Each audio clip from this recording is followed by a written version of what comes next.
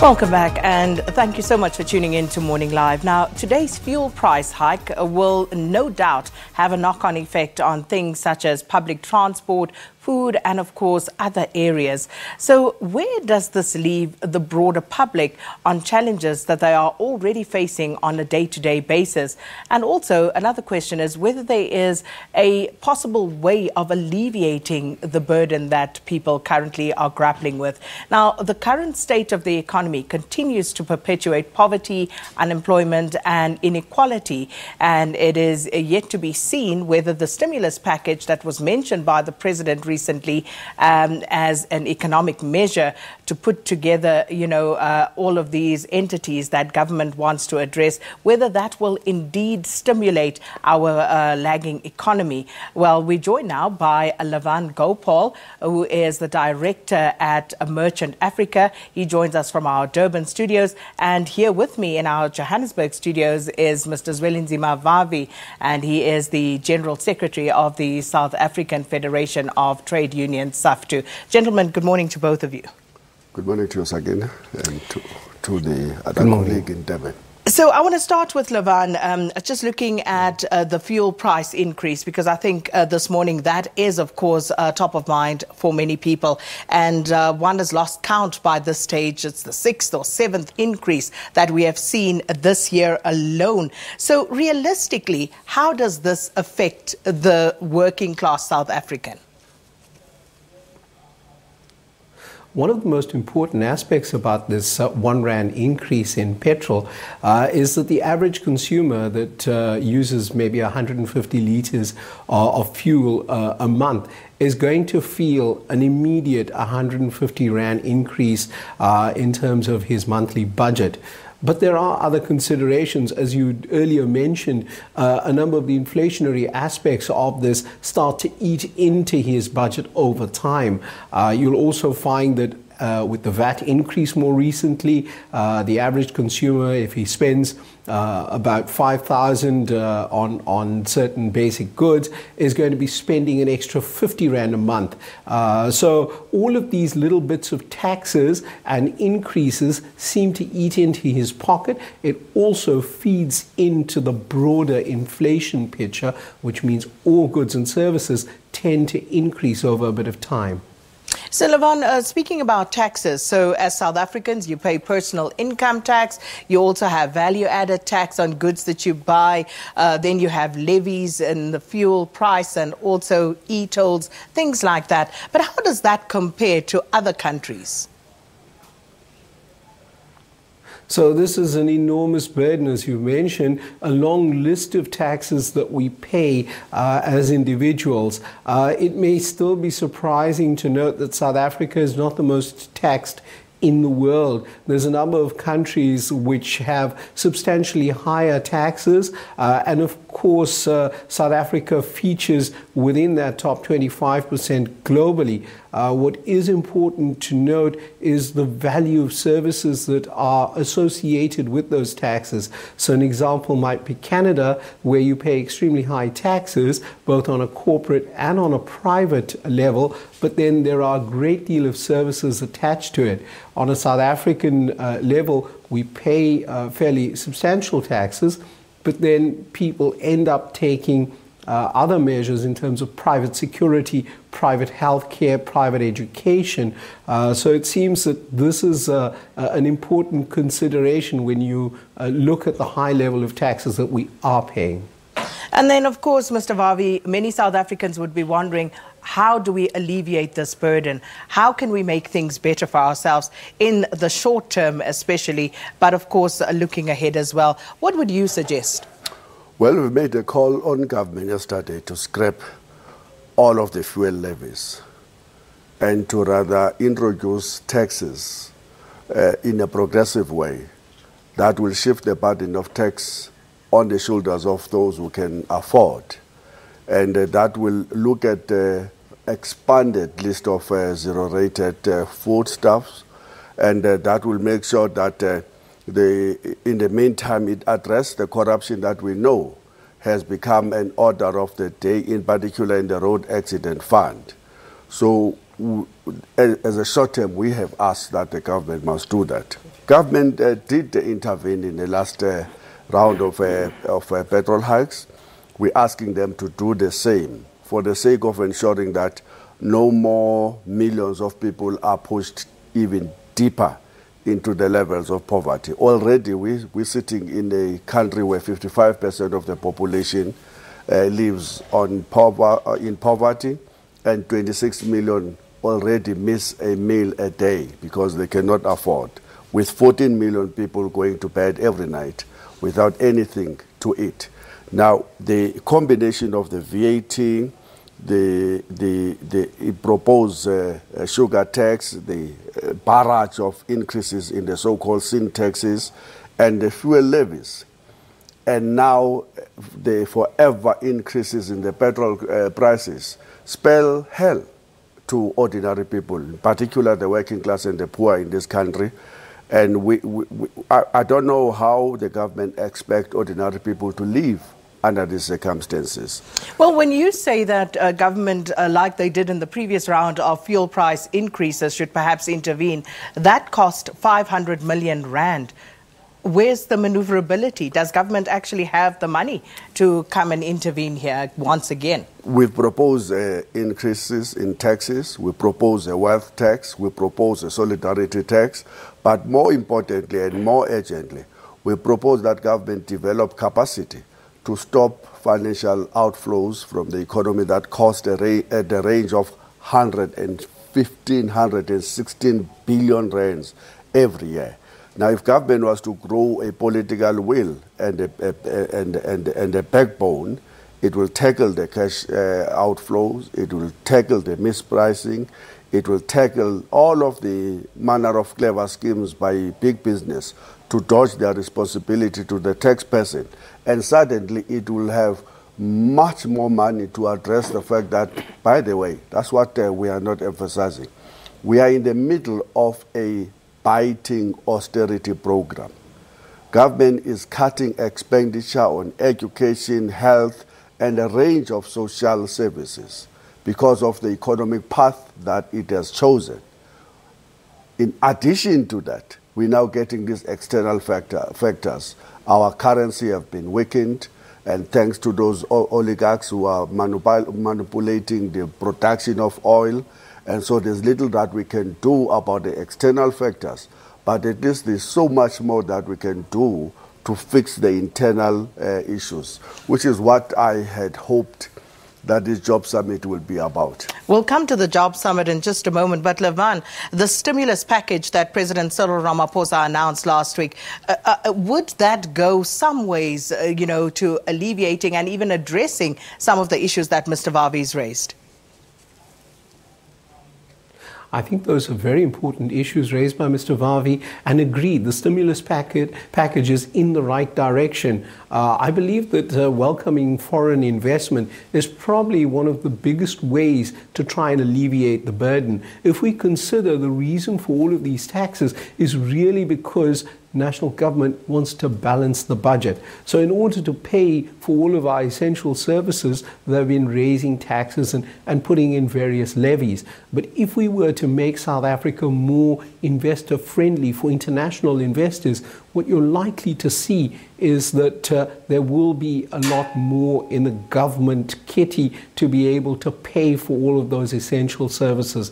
I'm in agreement with you that the stimulus package by the President last week, those initiatives are heading us in the right direction. Mr. Vavi? There's no stimulus package in South Africa. Let's stop misleading ourselves. What government did was to shift an expenditure within its declining levels of expenditure. And it found some 400 billion rands to invest in the infrastructure. A stimulus package that will be worth talking about will be a government that says for a period of time we're going to have to look at our debt ratio, and for a period of time we're going to look at increasing the levels of taxes as part of this massive injection of resources in order to address the fact that the economy has slowed down. It needs a stimulus to get it back into a growth path into acceptable levels of growth. There was none of that. And frankly, we were misled into believing that there's going to be an intervention. There's been no intervention. We are where we were all along, and people are going to discover when we go to the third quarter that perhaps there will either be another minus growth or just 1% growth. Interesting that your views are diametrically opposed, Mr. Gopal. So what I'm suggesting is that for us to increase jobs, for us to be able to pay for some of these factors that are out of our control, like oil and gas, for us to be able to do this, we need to welcome investors. We want to be a number one economy in South Africa, to shift from our current level, to be able to trade with international partners. I must agree that some of the factors that we heard last week involved the shifting from one expense to another, and so it appears to be an immediate solution. However, a more long-term solution is an investor-friendly situation. A lot of what we've heard in the past few months by this administration has hurt the currency. So some of the problems we have with a weaker rand have resulted in higher expenses. So we need to shift those sort of sentiments, be investor friendly, have a unified welcome to investors, and try and bolster the rand by statements that are probably more welcoming to investors. All right, in the interest of time, let's move on to the job summit that's expected to kick off this week. Mr. Vavi, job summit, when we haven't addressed the skills issue in the country, but what's your overall take on the job summit? Firstly, SAFTU is not going to participate in the job summit because it didn't participate in the shaping of the agreement that will be announced on the 4th and the 5th. As the South African public is aware, SAFTU has been effectively locked out of NEDLAC. We've done everything to try and convince colleagues there that it is not worth anything to shut out an organization, the fastest growing federation in this country, with most of the industrial proletariat in its rank. And that's a reality. COSATU now represent mainly the public sector workers, and SAFTU represent mainly the industrial workers. It has been shut out. That's where the job loss bloodbath is unfortunately happening. And the ideas of what should happen in the motor industry, in the engineering, in the steel, in the food processing, in the pulp, and in every other sector of the economy have not been heard. On the eve of the job summit, we now receive an invitation to say, please come. We need to see a job summit that will look very representative. Frankly, that's an insult to our intelligence. Why did the Labour, and with the effective endorsement of government and business, agree that such critical voices of society be shut out of a process so critical in addressing a crisis at hand? So we're not going. The but second even if reason, let's say that was unfortunate that happened. You have now received an invitation to attend the job summit. And in the interest of your members, of workers, why would you still not attend? We make a point to say, President, we wrote him an official letter, President, fine, we have been sidelined all along, but will you at least allow SAFTU a platform to say why this process has been flawed with the exclusion of more than 700,000 workers? Secondly, will you give us an opportunity to address you and all of the colleagues that will be participants in the job summit as to why we believe, based on the briefing that we have received, that the job summit is going to be fast and it is not going to tackle the fundamental crisis this economy is facing. You're raising one of them, the issue of the state of our education, particular basic education. We can't compete with even our neighbors in terms of our kids' reading ability with comprehension. We can't compete with our peers all over the world in terms of maths and science. That's a structural impediment to growth.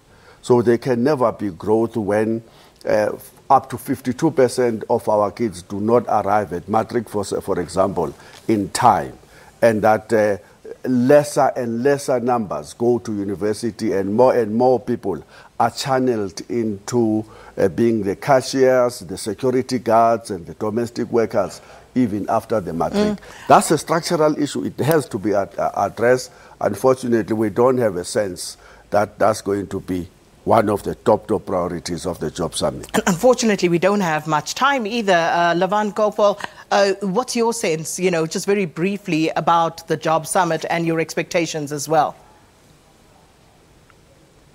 So I believe that there's going to be a lot of talk about some of the current problems, but I personally am very concerned for jobs. We've seen it in the past where you have rising cost of living, particularly with the fuel price. That comes in to haunt the jobs market. A lot of manufacturers will find it more difficult to keep their capacity going. And unfortunately, some of them end up justifying jobs downsizing. We've seen in the past heavy industries like mining in particular being seriously affected by spikes in the fuel price. So I'm concerned that the unemployment rate that may change for the negative, coupled with some of these factors like ups in VAT, increases in the fuel price, and possibly an interest rate increase down the way as we breach inflation targets, I'm concerned that all of this may be an enormous burden for the consumer.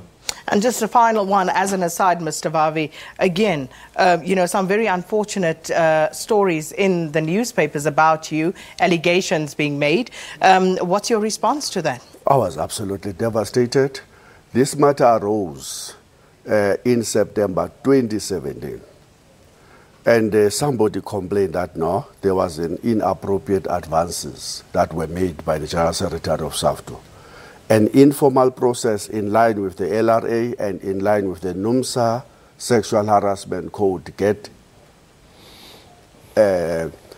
processed, and eventually the party who was making the allegation herself says, sorry, there was a misunderstanding, signed, the matter is closed. Well, 2018, it comes back. Now, what is much more making me angry, with a report that I have not seen, making now fresh allegations about touching the breast, doing this and this, something that were never raised throughout the process. But it is in the report that was hidden from me, the person accused, and then get played in 2018 September. Absolutely character assassination. I'm looking at my options in relation to that. And of course, we will speak about that at a later stage as well. But thank you, gentlemen. Lavan Gopal, and he's the director at an economist at Craft Africa, and General Secretary of SAFTU as well, Nzima Vavi, and talking about the economy there. We're going to go to a break, and when we come back, we'll have your 8 o'clock news.